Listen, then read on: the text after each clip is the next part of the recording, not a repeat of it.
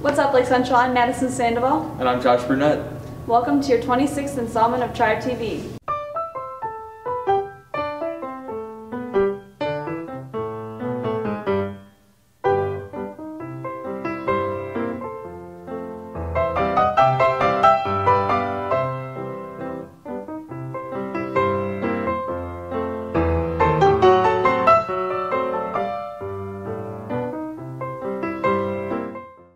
Let's talk about some facts regarding the mind. According to various polls, roughly half of Americans either believe that failing to identify people with mental health problems is the primary cause of gun violence. A dictionary definition describes mental illnesses as health conditions involving changes in thinking, emotion, or behaviors, as well as a combination of these aspects. There is strong bipartisan support for background checks for all gun buyers, and most think measures like better mental health treatment would do a lot of help as well. Some laws prohibit those who have already been committed to a mental institution from purchasing a gun, and a majority of states have laws requiring them to report mental health information to the National Background Check System. An analysis that was presented of 47 different brain imaging studies of adults confirmed that the findings of those with antisocial behavior, particularly those with a history of violent behavior, had both structural and functional differences in their prefrontal cortex. It was smaller in size and less active, as compared to those who did not have these behaviors. Nearly 1 in 5 U.S. adults experience some form of mental illness. A study was concluded and evidence showed that the large majority of people with mental disorders do not engage in violence whatsoever, and that the most violent behavior is due to other factors. Those can include access to firearms, wounded masculinity, and media. The mental health of those who have survived and/or were victims of a tragedy can also be in a poor state. According to the National Center for Post-Traumatic Stress Disorder, though PTSD in children and teens can include post-traumatic play or reenactment through play, drawings, or how they talk. For example, a child who witnesses or experiences a shooting may play more shooting games. The CDC, or the Centers of Disease Control, found that more adverse childhood experiences also means a higher risk to physical health, including asthma, diabetes, and heart disease, as well as decreased economic and educational opportunities. Now let's take it to Mr. Holden, who will talk about the psychology behind a tragedy like Parkland. In criminals, they've done a lot of scans of some criminals' activity in their brains, and it's shown that the amygdala and the frontal lobe is smaller. A lot of criminals have a very low fear conditioning, so they're not fearful of many things, even at a young age. They don't have much regret or guilt or remorse. It affects them in how they're dealing with their emotions. And as far as the frontal lobe goes, this takes a long time to develop in a person. In young adulthood, all the way up into mid-20s before it's fully developed. So with that, you're going to have a lot of impulsivity. That there's a lot of factors involved. Social issues in a person being able to do these crimes.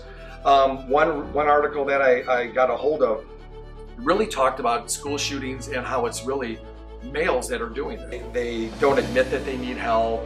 They're not sure how to ask for help.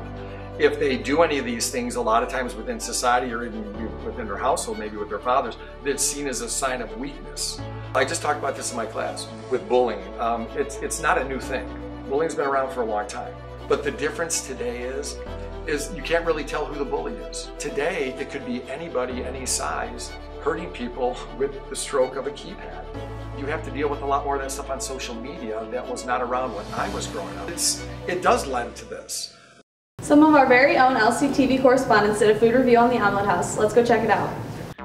Undoubtedly the most popular breakfast spot for Lake Central students, Omelet House continues to stand strong on Route 41. Going on its 10-year anniversary of being open in its current location, you can be sure to always catch the region favorite with a lot full of cars and a dining room full of smiles. For Lake Central students, the overwhelming favorite is the Hobo Skillet. For $8.01, you can purchase this meal that consists of a bed of potato chunks, diced ham pieces, Swiss cheese, American cheese, and 2 eggs cooked to your preference. Paired with this, you also get a choice of either pancakes or toast and a complimentary slice of fruit. Don't believe the hype yet? Let's hear it from some of our own. Hi, I'm Kyle Wicki and I'm a senior. At Omelet House, I like to order the hobo skillet with my eggs scrambled, and I get white toast buttered every single time. 801. Omelet House is definitely the most reliable breakfast place in the area because you just can't beat the meal, and the price you pay is just can't beat it. Hi, I'm Jake Dykstra and I'm a junior. I get the hobo skillet with the eggs over easy and a side of toast. Omelet House is the place to go because you can get a group of friends. Usually we go every weekend. You know, go after church on Sundays. The prices can't be beaten there, 801. I mean, what else could you ask for? So, I mean, it's the place to go, really. If you need more information for this year's senior banquet, keep watching for the next video.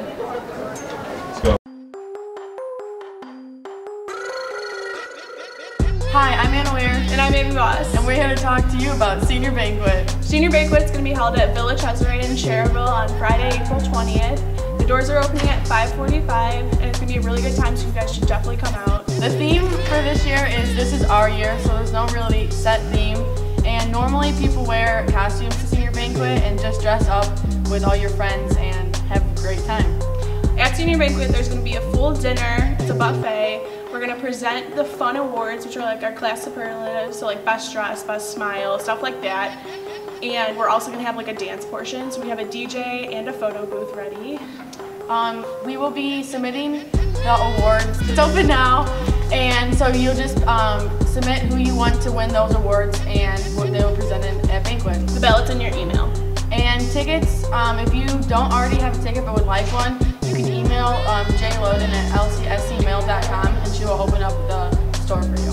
Make sure you guys make it out. Everyone always says that this is like the best dance, like senior event. Everyone always remembers this as like the best memories they've had in high school. And so if you don't come, you're gonna really regret it.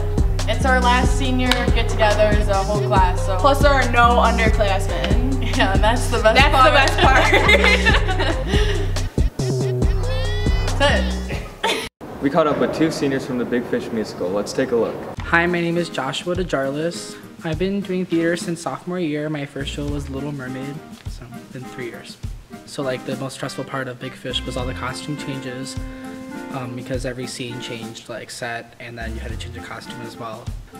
Something I love about theater is getting to express your emotions for other people to see, like being vulnerable and letting yourself have an outlet to kind of show how you feel about things is really special, and not you don't really get a chance to do that with any other kind of outlet. In college, I'll probably do theater like just for fun, but I'll be majoring in music education at Valpo, so kind of still in the same area of like the arts, but not majoring in theater. I used to do theater outside of Lake Central when I was little, did some community shows with like the Dyer Parks or whatever, but I didn't really do any serious shows until we got here. My favorite show that I've done in Lake Central is Big Fish for sure. My favorite part of Big Fish was probably getting to do scenes with Lila and just the chemistry I have with her. We're really close friends, so getting to do lots of scenes with her was really special. Hi, my name is Aaron Capello. I've done theater since I was in 3rd grade. The most stressful part is probably like the longer nights. With Big Fish alone, we were here till 11 for a bunch of the days leading up to the performances. I love the way that it can bring people together and tell a message to the audience. My favorite show is called Hair. It's about hippies in New York in the 1960s. My favorite part of Big Fish was performing it with so many of my close friends. That's all we have for you today, Lake Central. I'm Madison Sandoval. And I'm Josh Burnett. See you next time.